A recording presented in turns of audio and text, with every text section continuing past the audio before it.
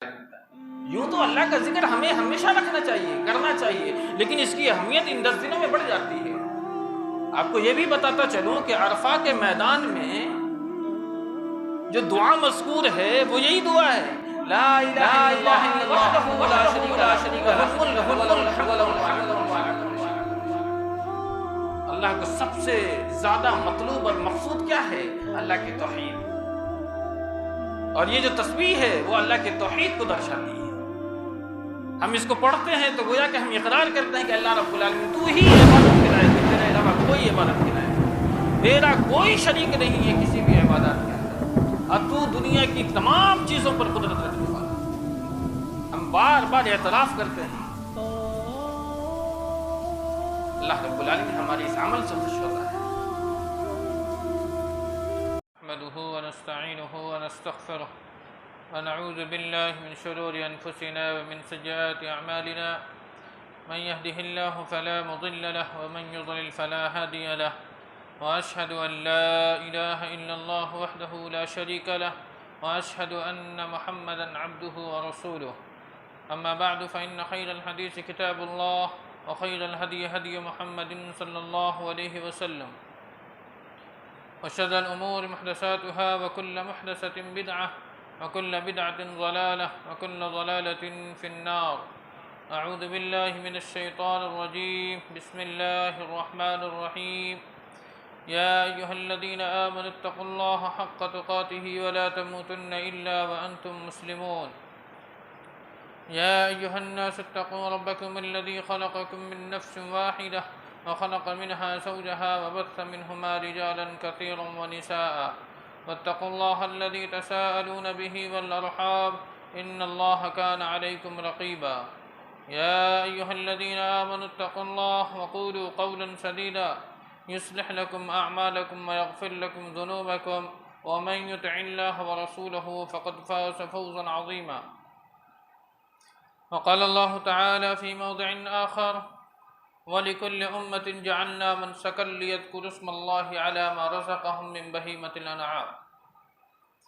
معزز حاضرین جمعہ، پردہ خواتین، ہر قسم کی تعریفات بڑائی اللہ وحدہ لا شریک کے لیے ہے، جس نے ہمیں آپ کو اس زمین پر پیدا فرمایا، ساتھ ہی ہماری رشد و ہدایت کے لیے بے شمار انبیاء کرام علیہم السلام کا سلسلہ اس دنیا میں جاری اور ساری فرمایا۔ خصوصاً لاکھوں کروڑوں درود و سلام ہوں اس ہستی اقدس و مقدس پر جن کا نام اس میں گرامی جناب محمد رسول اللہ صلی اللہ علیہ وسلم ہے، جن کے ذریعہ اللہ رب العالمین نے ہماری آپ کی پوری کائنات کی ہدایت کا بندوبست فرمایا۔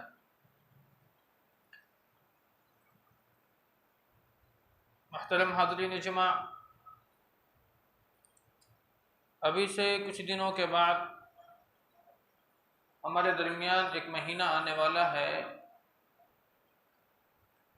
جسے ذی الحجہ کہا جاتا ہے، اسلامی سال کا آخری مہینہ ہے، اور اللہ رب العالمین نے قرآن کریم میں جو مہینوں کی گنتی کا ذکر کیا ہے، ان عدۃ الشہور عند اللہ 12 شہرا فی کتاب اللہ یوم خلق السماوات والارض منها 4 حرم، اللہ نے مہینوں کی گنتی 12 بتائی، جس میں 4 مہینے حرمت کے ہیں۔ حرمت والے 4 مہینے ہیں، جن میں سے 3 مہینہ پے در پے ہے لگاتار، ذی قعدہ، ذی الحجہ، محرم، اور ایک مہینہ ہے رجب المرجب کا۔ یہ 4 مہینے حرمت کے ہیں۔ ان 4 مہینے جو حرمت والے ہیں، ان میں سے ایک مہینہ جو ہمارے درمیان ابھی چل رہا ہے اور ایک آنے والا ہے، ذی الحجہ کا مہینہ۔ معاشرے کے اندر میں اس مہینے کی وہ اہمیت نہیں گردانی جاتی جو اہمیت اللہ کے رسول صلی اللہ علیہ وسلم نے اس مہینے کی بتلائی ہے۔ رمضان المبارک کے مہینہ کی اہمیت تو کچھ حد تک ہمارے دلوں میں راسخ ہے، ہم اس کا احترام کرتے ہیں، اور اس مہینے کی عظمت اور اس کے تقدس کا پورا خیال رکھتے ہیں، لیکن عشر ذی الحجہ کے ابتدائی جو 10 ایام ہیں جس کا ذکر اللہ نے قرآن کریم میں فرمایا ہے والفجر ولیال عشر، قسم ہے فجر کی اور قسم ہے 10 راتوں کی۔ اب ظاہر سی بات ہے اللہ رب العالمین جس چیز کو بیان کر دے یہ اس کی اہمیت کے لیے کافی ہے، لیکن اللہ نے جس چیز کی قسم کھا لے تو اس کی اہمیت مزید بڑھ جاتی ہے۔ اور اللہ رب العالمین نے والفجر ولیال عشر 10 راتوں کی قسم کھائی ہے۔ اکثر مفسرین کے نزدیک یہاں 10 راتوں سے مراد عشر ذی الحجہ کے ابتدائی 10 ایام ہیں۔ ابتدائی 10 ایام جو ہیں وہ نہایت اہمیت کے حامل ہیں۔ اب یہ مہینہ جو ذی الحجہ کا ہے اس کے ابتدائی جو 10 ایام ہیں، جو 10 دن ہیں، آخر اس کی اہمیت اتنی زیادہ کیوں رکھی گئی؟ ایک سوال ذہن کے اندر میں گردش کرتا ہے، آخر یہ 10 دن کی فضیلت کی ہے؟ حافظ بن حجر عسقلانی رحمہ اللہ اس کی اہمیت بیان یہ کرتے ہیں کہ اسلام کی جو بڑی بڑی عبادتیں ہیں، نماز، روزہ، زکوٰۃ، حج، یہ ساری چیزیں ابتدائی ان 10 ایام کے اندر اکٹھی ہو جاتی ہیں۔ بڑی عبادتیں، نماز ہم آج بھی پڑھتے ہیں، نماز ہم کل بھی پڑھیں گے، قیامت تک نماز معاف نہیں ہے، لیکن ایک اصول ہوتا ہے، شراب پینا حرام ہے لیکن مسجد میں بیٹھ کر کے پینا یہ اس کے گناہ کو مزید بڑھا دیتا ہے۔ گالی دینا عام دنوں میں بھی حرام ہے، لیکن اگر آپ ابتدائی ذی الحجہ کے جو 10 ایام ہیں اس میں اگر گالی دیتے ہیں تو اس کے گناہ کو اور مزید بڑھا دیا جاتا ہے۔ اسی طریقہ سے نماز ہم آج بھی پڑھتے ہیں فرض، لیکن ہم رمضان میں فرض ادا کرتے ہیں تو اس کی فرضیت 70 گنا بڑھ جاتی ہے۔ نفل نمازوں کا اہتمام ہم آج بھی کرتے ہیں، لیکن اگر رمضان میں کریں تو فرض کے برابر اللہ رب العالمین ثواب دیتا ہے۔ یہ ہے حرمت والا مہینہ، اور وہ ابتدائی 10 ذی الحجہ کے جو 10 ایام ہیں اس کے اندر میں جو آپ عبادات کرتے ہیں تو اس کی اہمیت، اس کا اجر اللہ رب العالمین بڑھا دیتا ہے۔ تو اس مہینے کے اندر ہم نماز بھی پڑھتے ہیں اور روزہ بھی رکھتے ہیں۔ ہمیں معلوم نہیں ہوتا، ہم اس کا اہتمام نہیں کرتے ہیں۔ میں یہ نہیں کہتا کہ ان 10 دنوں میں روزہ رکھنا فرض ہے، 9 دنوں میں، اس لیے کہ 10واں دن تو قربانی کا ہے، یوم النحر، اور اس دن روزہ رکھنا حرام ہے۔ اللہ کے رسول صلی اللہ علیہ وسلم ذی الحجہ کے ابتدائی 9 دن روزہ رکھا کرتے ہیں۔ 1 ذی الحجہ سے لے کر 9 ذی الحجہ تک آپ صلی اللہ علیہ وسلم روزہ رکھنے کا اہتمام فرماتے تھے۔ ہم جانتے ہیں اللہ کے رسول صلی اللہ علیہ وسلم یوم الاثنین، یوم الخمیس، یعنی سوموار اور جمعرات کا روزہ بھی رکھا کرتے تھے۔ اسی طریقہ سے اللہ کے رسول صلی اللہ علیہ وسلم ہر مہینے کے 3 روزے ایام 20 کے رکھا کرتے تھے، 13، 14 اور 15۔ ان روزوں کو اللہ کے رسول صلی اللہ علیہ وسلم نے کبھی نہیں چھوڑا۔ معلوم یہ ہوتا ہے کہ یہ سنت مؤکدہ ہے، انسان کو چاہیے کہ رکھا جائے۔ اس سے کیا ہوتا ہے کہ انسان کے قلب کے اندر میں مزید خشیت الہی پیدا ہوتی ہے، تقویٰ پیدا ہوتا ہے اللہ کا، اور یہی اللہ رب العالمین کو سب سے زیادہ مستحضر ہے۔ اللہ یہی چاہتا ہے کہ میرے بندے کے دلوں میں میری خشیت بنی رہے، میری محبت بنی رہے۔ اللہ مومنین کی صفات بیان کرتا ہے والذین آمنوا اشد حبا للہ، کہ مومنین وہ ہوتے ہیں جو سب سے زیادہ اللہ سے محبت کرتے ہیں۔ اب ظاہر سی بات ہے اللہ سے محبت کرنا ہم کیسے درشائیں گے لوگوں کو کہ ہم اللہ سے محبت کرتے ہیں؟ تو اللہ رب العالمین نے جو احکامات ہمارے درمیان رکھے ہیں ہم ان احکامات پر عمل کریں، تو اس سے یہ ظاہر ہوتا ہے کہ ہم اللہ سے زیادہ محبت کرنے والے ہیں۔ معلوم ہوتا ہے کہ نماز بھی، روزہ بھی، صدقہ و خیرات تو انسان ہمیشہ کرتا ہے، لیکن ان 5 جو بنیادی ارکان ہیں اسلام کے، جو سب سے بڑا رکن وہ حج، دیگر ایام میں وہ نہیں آتا۔ اگر پورے سال آپ منا میں جا کر کے جمرات عقبہ وسطیٰ کو کنکریاں مارتے رہیں، آپ کا حج ادا ہوگا؟ نہیں ہوگا۔ حج کب ادا ہوگا؟ جب آپ منا میں 10 ذی الحجہ کو کنکریاں ماریں گے۔ تو اللہ رب العالمین نے عبادات کے مواقع رکھے ہیں، اور یوم النحر سب سے بڑا دن ہے، دنوں میں سب سے بڑا دن۔ علامہ امام ابن تیمیہ رحمہ اللہ سے پوچھا گیا کہ اللہ نے قرآن کریم میں فرمایا لیلۃ القدر خیر من الف الشہر، لیلۃ القدر کی جو رات ہے اس رات کی عبادت 1000 مہینوں کی عبادت سے بہتر ہے۔ تو یہ رات بہتر ہے یا ابتدائی ذی الحجہ کے 10 ایام کی عبادتیں اللہ کے نزدیک بہتر ہیں؟ امام ابن تیمیہ فرماتے ہیں کہ راتوں میں سب سے بہترین رات، عبادتوں میں سب سے بہترین عبادت وہ قدر والی رات کا ہے، لیکن دنوں میں سب سے بہترین عبادت ابتدائی ذی الحجہ کے 10 ایام کی ہے۔ معلوم ہوتا ہے کہ ہمیں ذی الحجہ کے جو ابتدائی 10 دن ہیں اس کی اہمیت کے پیش نظر اپنی عبادت کے اندر میں کثرت کر دینا چاہیے۔ اللہ کے رسول صلی اللہ علیہ وسلم فرماتے ہیں کہ ما من ایام العمل الصالح فیها احب الی اللہ،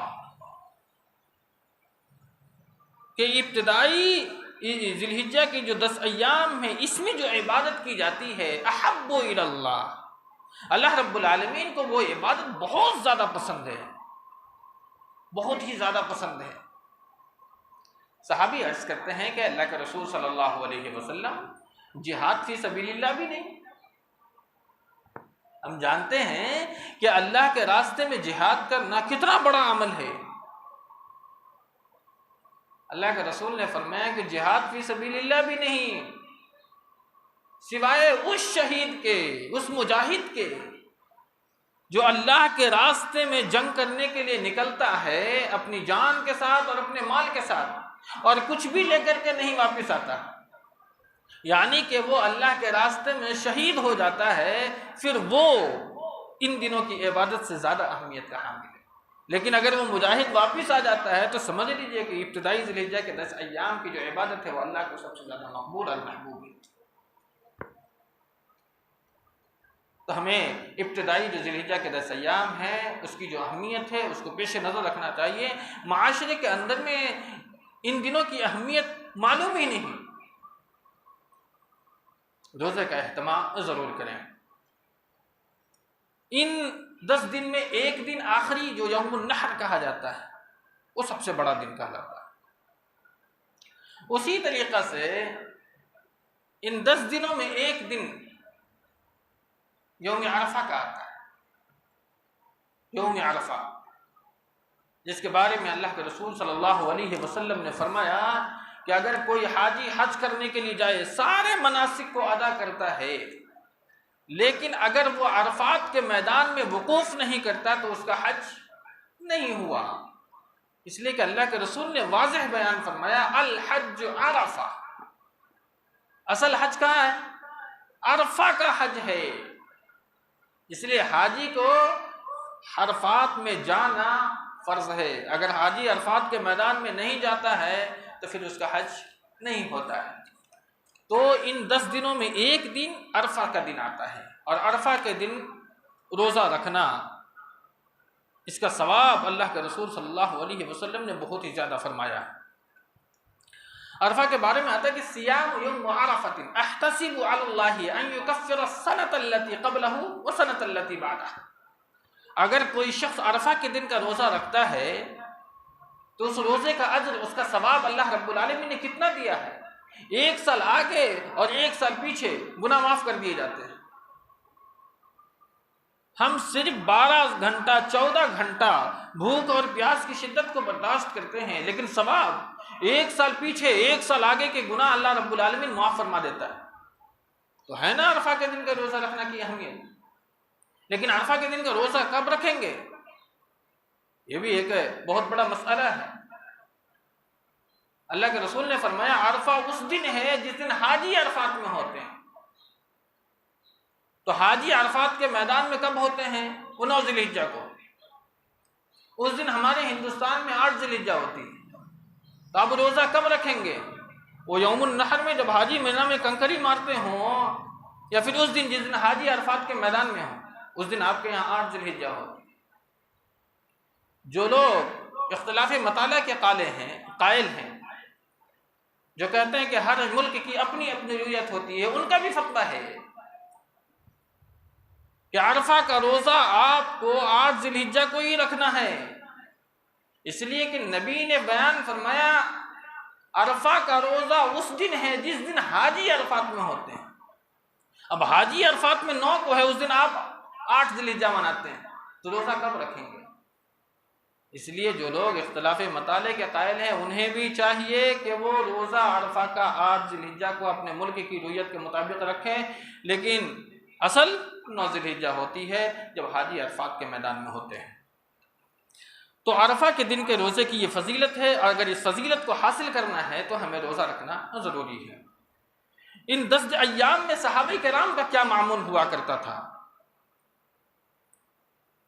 عبداللہ ابن عمر اور حضرت ابو ہریرہ رضی اللہ تعالی عنہما جب ذی الحجہ کا چاند نظر آتا تو اس کے بعد آپ دونوں بازار نکل جاتے تھے۔ بازار شاپنگ کے لیے نہیں نکلتے تھے صحابہ، بازار جب نکلتے تھے تو تکبیرات پڑھتے تھے، اللہ اکبر اللہ اکبر اللہ اکبر لا الہ الا اللہ وحدہ لا شریک لہ لہ الملک ولہ الحمد وہو علی کل شیء قدیر۔ یہ تسبیحات ہے ان 10 دنوں کی۔ دوسری تکبیر ہے اللہ اکبر لا الہ الا اللہ واللہ اکبر وللہ الحمد۔ تیسری تکبیر اللہ اکبر کبیرہ الحمدللہ کثیرہ وسبحان اللہ بکرۃ واصیلہ۔ یہ تکبیرات ہے جو مسنون ہیں۔ اب ان میں سے کوئی بھی تکبیر ابتدائی کے ذی الحجہ کے جو 10 ایام ہیں اس میں کثرت کے ساتھ پڑھیں، کثرت کے ساتھ۔ دوسری حدیث کے اندر میں اللہ کے رسول نے فرمایا کہ ان تکبیرات کو کثرت کے ساتھ پڑھا کرو۔ یہ بہت ہی جامع ذکر ہے اللہ رب العالمین کا۔ یوں تو اللہ کا ذکر ہمیں ہمیشہ رکھنا چاہیے، کرنا چاہیے، لیکن اس کی اہمیت ان 10 دنوں میں بڑھ جاتی ہے۔ آپ کو یہ بھی بتاتا چلوں کہ عرفہ کے میدان میں جو دعا مذکور ہے وہ یہی دعا ہے، لا الہ الا اللہ وحدہ لا شریک لہ لہ الملک ولہ الحمد وہو علی کل شیء قدیر۔ اللہ کو سب سے زیادہ مطلوب اور مقصود کیا ہے؟ اللہ کی توحید، اور یہ جو تسبیح ہے وہ اللہ کی توحید کو درشاتی ہے۔ ہم اس کو پڑھتے ہیں تو گویا کہ ہم اقرار کرتے ہیں کہ اللہ رب العالمین تو ہی عبادت کے لائق ہے، تیرے علاوہ کوئی عبادت کے لائق نہیں، تیرا کوئی شریک نہیں ہے کسی بھی عبادات کے اندر، اور تو دنیا کی تمام چیزوں پر قدرت رکھنے والا ہے۔ ہم بار بار اعتراف کرتے ہیں، اللہ رب العالمین ہماری اس عمل سے خوش ہوتا ہے۔ یوم عرفہ کے دن کی ایک اور خوبی ہے، وہ کیا ہے؟ اللہ کے رسول صلی اللہ علیہ وسلم نے فرمایا کہ عرفہ کے دن اللہ رب العالمین جتنے لوگوں کو جہنم سے نجات دیتا ہے اتنا کسی ایام میں نہیں کرتا۔ یعنی عرفہ کے دن جہنم سے خلاصی کا دن ہوتا ہے، جہنم سے چھٹکارے کا دن ہوتا ہے۔ اللہ سے دعا کرنا چاہیے کہ اللہ رب العالمین ان چھٹکارا نجات پانے والوں میں ایک نام میرا بھی شامل کر دے۔ یہ ہے عرفہ کے دن کی فضیلت۔ یہ ساری ایسی عبادتیں ہیں اور یہ ایسی فضیلتیں ہیں جو دیگر ایام میں ہمیں حاصل نہیں ہوتی ہے۔ ان تمام وجوہات کی بنیاد پر ابتدائی ذی الحجہ کے جو 10 ایام ہیں اسی لیے اس کی اہمیت اور اس کی فضیلت بڑھ جایا کرتی ہے۔ 10 تاریخ کو قربانی کرتے ہیں۔ قربانی کیا ہے؟ جانور کے حلق پر چھری رکھ دینے کا نام ہے، یقیناً نام ہے اس کا بھی۔ ہم جانور کے حلقوم پر چھری رکھتے ہیں، اس کو قربانی کہتے ہیں، لیکن اصل قربانی کس چیز کی ہوتی ہے؟ اصل قربانی ہے تقویٰ پیدا کرنا اپنے قلب کے اندر۔ قربانی کا تعلق کس سے ہوتا ہے؟ محبت سے۔ ہم جس سے محبت کرتے ہیں اس کے لیے ہر چیز قربان کرنے کو تیار ہو جاتے ہیں۔ قربانی صرف جانور ذبح کرنا نہیں ہے، بلکہ جس وقت میں جن چیزوں کی ضرورت پڑے وہ چیزیں ہم اللہ کی راہ میں قربان کرتے چلے جائیں، اسے قربانی کہتے ہیں۔ اس لیے کہ قربانی کا تعلق کس سے ہے؟ محبت سے۔ اللہ رب العالمین تمہارے قربانی کے جانوروں کی جسامت نہیں دیکھتا ہے، اس کی قیمت کو نہیں دیکھتا ہے، تم نے قربانی کس نیت کے ساتھ کی ہے، اس کے پیچھے تمہارا ہدف اور تمہارا مقصد کیا ہے، اسے دیکھتا ہے۔ اللہ نے فرمایا قرآن کریم میں لن ینال اللہ لحومها ولا دماؤها ولکن ینالہ التقوی منکم، اللہ رب العالمین کے یہاں تمہارے قربانی کے جانور کا گوشت اور اس کا خون نہیں پہنچتا ہے، کیا پہنچتا ہے اللہ کے یہاں؟ تقوی پہنچتا ہے۔ تقوی، نیت آپ کی کیسی تھی، یہ اللہ رب العالمین کو زیادہ مطلوب اور مقصود ہے۔ قربانی کا تعلق محبت سے ہے، اور محبت جس سے ہم کرتے ہیں دنیاوی محبت، اس کے لیے تو ہم کچھ بھی کرنے کو تیار ہو جاتے ہیں، اور سب سے بہترین، سب سے زیادہ محبت اشد حبا للہ، اللہ سے محبت ہے۔ اب ہم اللہ سے محبت کرتے ہیں تو اللہ رب العالمین جب بھی ہم سے جس چیز کی بھی قربانی مانگے، ایک مومن کو چاہیے کہ ہمہ وقت تیار رہے اللہ کے راستے میں اپنے آپ کو قربان ہونے کے لیے۔ واقعہ بتاتا ہوں، جنگ تبوک کا موقع تھا۔ ہم جانتے ہیں کہ تبوک کی جنگ کوئی عام جنگ نہیں تھی، اسلامی تاریخ کی نبی صلی اللہ علیہ وسلم کی موجودگی سب سے بڑی جنگ ہے۔ وہ ایک ایسی جگہ جانا تھا جو بہت ہی سپر پاور کہلایا کرتی تھی وہ قوم، اور مدینہ سے قریب جنگ نہیں کرنی تھی، 700 کلومیٹر دور جانا تھا۔ مسلمانوں کے پاس وہ ذرائع اور وسائل موجود نہیں تھے، سواریاں نہیں تھی، اور سخت گرمی کا موسم، مئی اور جون، اس میں اللہ کے رسول صلی اللہ علیہ وسلم نے دیکھا کہ سواری کی احتیاج ہے، ضرورت ہے، وسائل کی ضرورت ہے۔ اللہ کے رسول نے اعلان فرمایا کہ ہمیں جنگ کے لیے جانا ہے، اللہ کے دین کی سربلندی کے لیے۔ کہاں؟ تبوک جانا ہے، اور اس کے لیے مسلمانوں کے پاس حوائج کی ضروریات زندگی کی کمی ہے، جنگ کی جو ضرورتیں ہیں، جو وسائل ہیں، اس کی کمی ہے۔ آؤ اللہ کے راستے میں قربانیاں پیش کرو، اور جو بھی تبوک میں جو بھی قربانیاں پیش کرے گا محمد رسول اللہ صلی اللہ علیہ وسلم اس کے لیے جنت کی ضمانت لے لیتا ہے۔ یہ کوئی معمولی نہیں تھا۔ اب جو صحابہ مالدار تھے انہوں نے تو خوشی خوشی اللہ کے راستے میں قربانی دے دی۔ ہم جانتے ہیں عثمان غنی کی سخاوت اس وقت کھل کر کے سامنے آئی تھی۔ اللہ کے رسول نے جو سوچا نہیں تھا اس سے زیادہ حضرت عثمان غنی نے جنگ تبوک کے موقع پر اللہ کے رسول صلی اللہ علیہ وسلم کی مدد کی، اللہ کے دین کی مدد کی، جس میں خوشی میں آ کر کے اللہ کے رسول نے فرمایا تھا ففعل ما شئت۔ عثمان غنی آج کے بعد سے جو کرے اللہ اس پر کوئی مواخذہ نہیں کرے گا، یہ ان کی قربانی کا نتیجہ تھا۔ بیچارے غریب صحابہ بھی تو تھے، وہ نہیں کچھ دے سکتے تھے، لیکن جذبہ تھا کہ ہمیں قربانی دینی ہے اللہ کے لیے۔ جو لوگ رات میں کام کرتے تھے تو اس سے اپنی ضرورت، اپنے بال بچوں کی پرورش کرتے تھے۔ دیکھا تبوک میں کچھ حصہ لینا ہے، نبی نے جنت کی ضمانت لی تو رات میں کام کرتے تھے، رات بھر کام کر کے جو چیز حاصل ہوتی تھی وہ لا کر کے اللہ کے رسول کے سامنے رکھ دیا کرتے تھے۔ ایک صحابی کا واقعہ تبوک کے موقع سے ہے کہ ان کے پاس کچھ بھی نہیں تھا، حالات ایسے تھے ہی نہیں کہ وہ کچھ بھی اللہ کے رسول کو دے سکے۔ انہوں نے رات بھر ایک یہودی کے یہاں محنت کی، رات بھر، اور اس کے بعد جو انہیں معاوضہ ملا ان میں سے آدھا انہوں نے اپنے بچوں کی پرورش کے لیے، اور جو کچھ بھی بچا تھوڑا سا جو اللہ کے رسول کے سامنے لا کر کے رکھ دیا کہ اللہ کے رسول تبوک کے اس چندے میں میرا بھی یہ چندہ قبول کر لیا جائے۔ یہودی اللہ کے رسول صلی اللہ علیہ وسلم کے پاس بیٹھے ہوئے تھے، منافقین بیٹھا ہوا تھا، دیکھ کر کے آپ کو مذاق اڑانے لگے، ارے اتنے سے جو کی کیا ضرورت ہے، مذاق اڑایا صحابہ کا۔ اللہ نے ان منافقین کا، ان یہودیوں کا مذاق قرآن میں اڑایا، اور اللہ کے رسول نے فرمایا کہ نہیں، یہ جو ڈھیر رکھا ہوا ہے اس جو کے دانے کو اس ڈھیر پر چھڑک دو، قیامت کے دن ڈھیر سے اونچا تیرا یہ جو کا دانہ ہو۔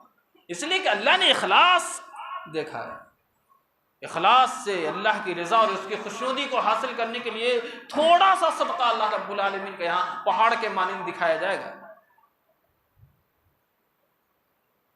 کچھ صحابی ایسے بھی تھے جو جنگ کے لیے جانا چاہتے تھے اللہ کے رسول صلی اللہ علیہ وسلم کے پاس، لیکن سواری نہیں تھی۔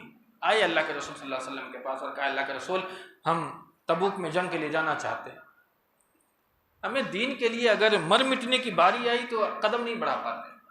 صحابہ کا جذبہ دیکھ رہے ہیں آپ. اللہ کے رسول کو کہہ رہے ہیں اللہ کے نبی میں جانا چاہتا ہوں تبوک میں لڑنے کے لیے, ہم بھی حصہ لینا چاہتے ہیں. اللہ کے رسول نے فرمایا تمہارے پاس وسائل ہیں, سواری ہے؟ کہا اللہ کے رسول سواری تو نہیں ہے. تو پھر تم نہیں جا سکتے. اللہ کے رسول نے معذرت کر لی. اس کے بعد جب اللہ کے رسول صلی اللہ علیہ وسلم سے منہ پھیرتے ہیں صحابہ تو روتے ہیں, اللہ رب العالمین تو نے ہمیں اس قابل بھی نہیں بنایا کہ میں نبی کے ساتھ جا کر کے جنگ کر سکوں. اللہ نے ان کے آنسوؤں کا ذکر سورۃ توبہ میں کیا. وَلَا عَلَى الَّذِينَ إِذَا مَا أَتَوْكَ لِتَحْمِلَهُمْ قُلْتَ لَا أَجِدُ مَا أَحْمِلُكُمْ عَلَيْهِ تَوَلَّوْا وَأَعْيُنُهُمْ تَفِيضُ مِنَ الدَّمْعِ حَزَنًا أَلَّا يَجِدُوا مَا يُنْفِقُونَ. ان کے آنسوؤں کا ذکر کیا ہے اللہ رب العالمین.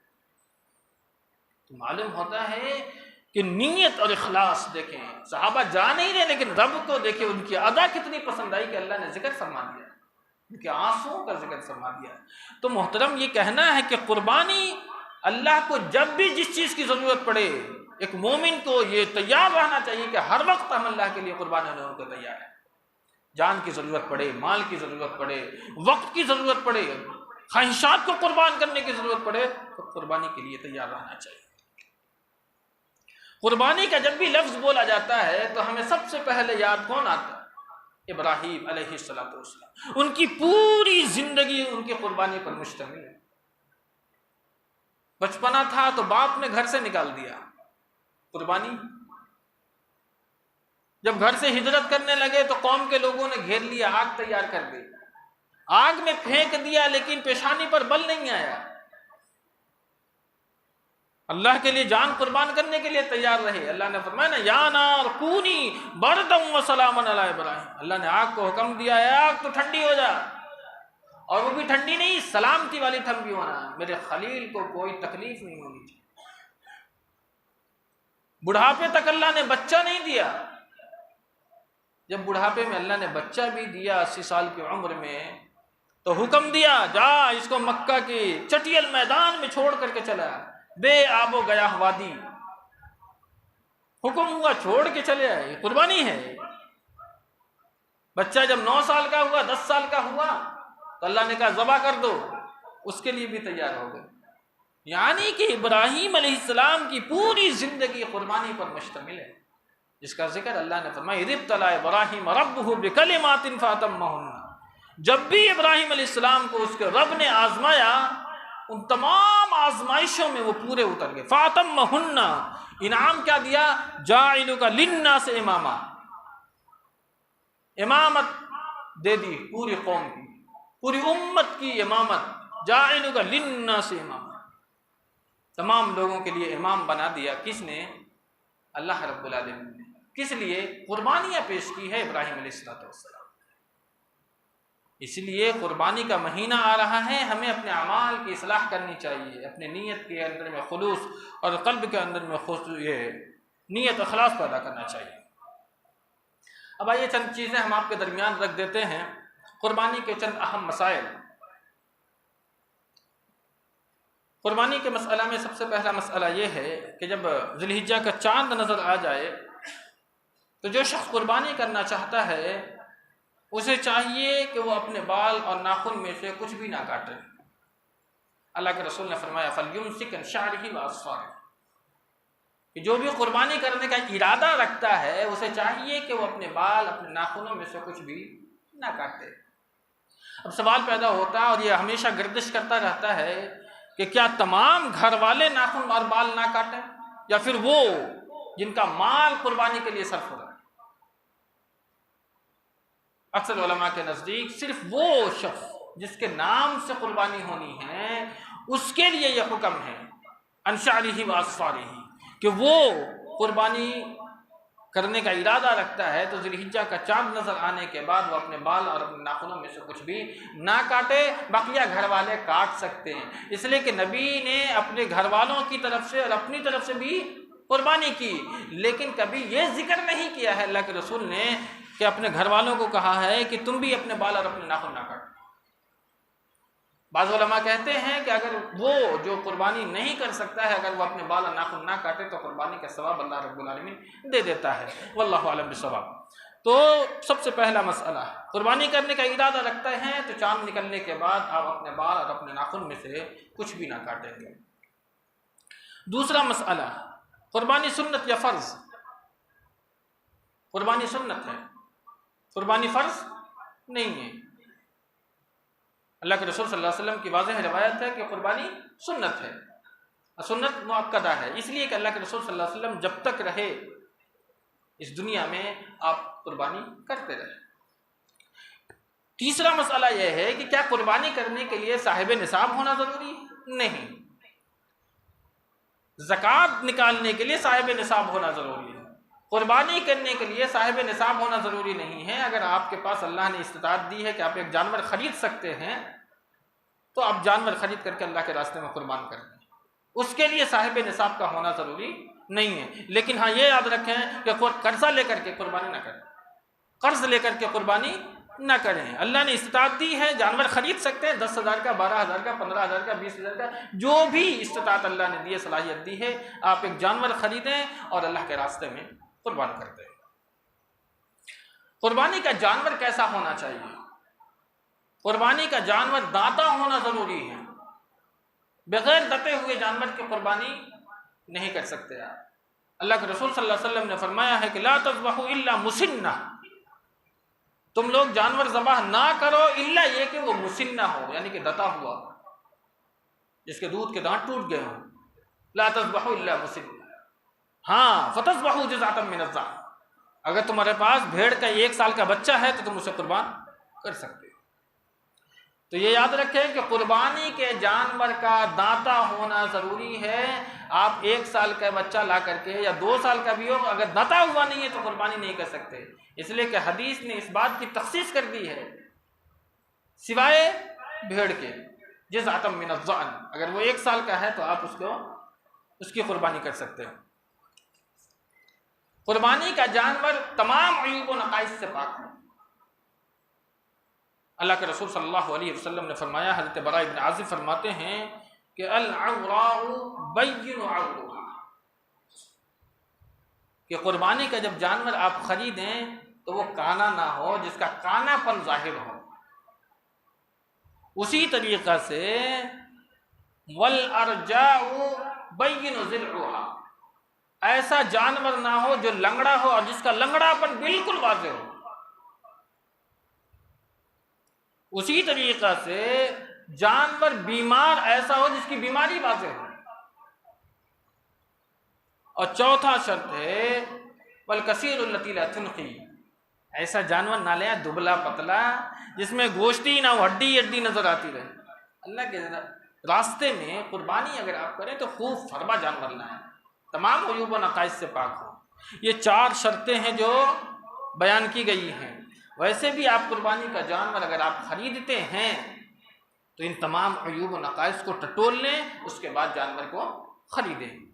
ایک اور اس کے اندر میں واضح کر دوں، اگر آپ جانور قربانی کا لے کر کے آتے ہیں لیکن بعد میں وہ جانور کے اندر میں عیب پیدا ہو جاتا ہے، اگر آپ کے پاس استطاعت ہے تو اس کو بیچ کے دوسرا خرید سکتے ہیں، ایسا نہیں ہے کہ نہیں بیچ سکتے، اپنے قربانی کی نیت سے خریدا ہے۔ اگر کوئی عیب ہو گیا تو آپ خرید سکتے ہیں بیچ کر کے، اور اگر استطاعت نہیں ہے تو اسی جانور کی آپ قربانی کریں۔ مسئلہ بالکل واضح ہے اور صاف ہے تاکہ آپ کے ذہن کے اندر میں کوئی اشکال پیدا نہ ہو سکے۔ قربانی کن جانوروں کی کرنی ہے؟ اللہ نے قرآن کریم میں سورہ حج میں بیان فرمایا وَلِكُلِّ أُمَّةٍ جَعَلْنَا مَنسَكًا لِيَذْكُرُوا اسْمَ اللَّهِ عَلَىٰ مَا رَزَقَهُم مِّن بَهِيمَةِ الْأَنْعَامِ، ان جانوروں کی قربانی کر سکتے ہیں جن کے اوپر میں بہیمہ کہا جاتا ہے، بہیمے کے الفاظ کا اطلاق ہوتا ہے، اور اس کی تشریح خود اللہ نے قرآن کریم میں کر دی ہے۔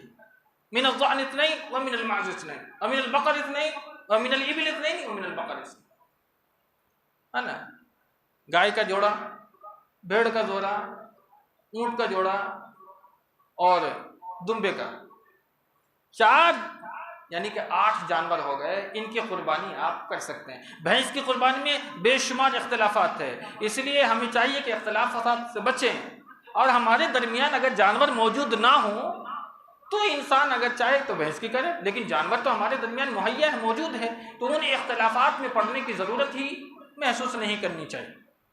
یہ بھی سارے جانور ہمارے درمیان اویلیبل ہیں۔ خواہ مخواہ کی مسائل کے اندر میں پیچیدگی پیدا کرنا، اللہ کے رسول نے اس سے منع فرمایا۔ قیل اور قال میں نہ پڑے، جو مسئلہ آپ کے درمیان واضح ہے اس پر عمل کرنے کی کوشش کرے۔ تو یہ 8 جانور ہے جس کا ذکر میں نے آپ کے درمیان کیا ہے۔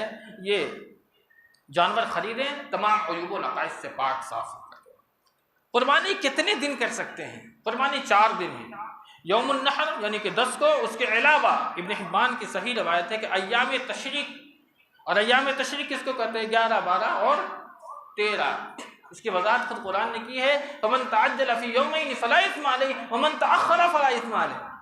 اگر جو حاجی مینا کے میدان میں 2 دن رکنا چاہے تو کوئی حرج نہیں، اگر 3 دن بھی رک لے تو اور زیادہ ثواب کا حقدار ہو سکتا ہے۔ اس لیے ایام تشریق یوم النحر کے بعد 3 دن ہیں، یوم النحر کو شامل کر کے نہیں، یوم النحر یہ خاص دن ہے۔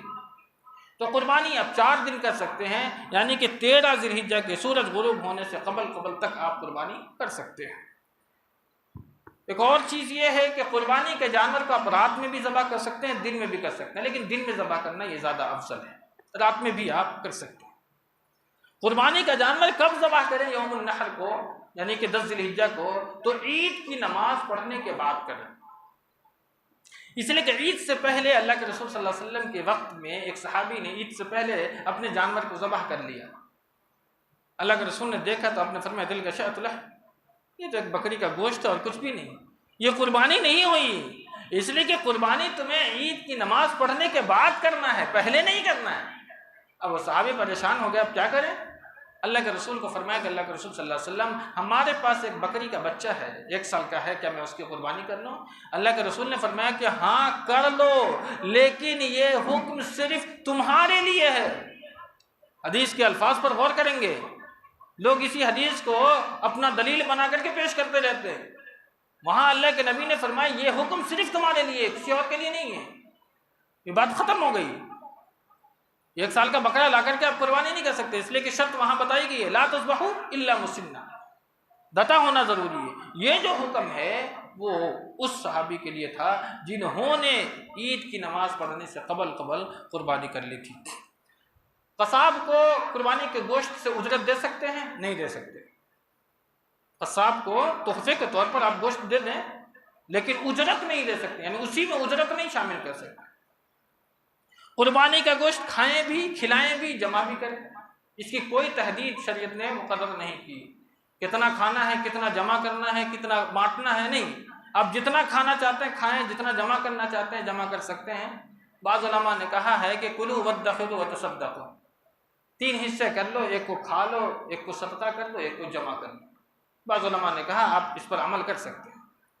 اسی طریقے سے غیر مسلم کو قربانی کا گوشت دے سکتے ہیں کہ نہیں؟ دے سکتے ہیں قربانی کا گوشت، لیکن وہ غیر مسلم جو معتدل ہو، متعصب نہ ہو، تمہارا پڑوسی ہو۔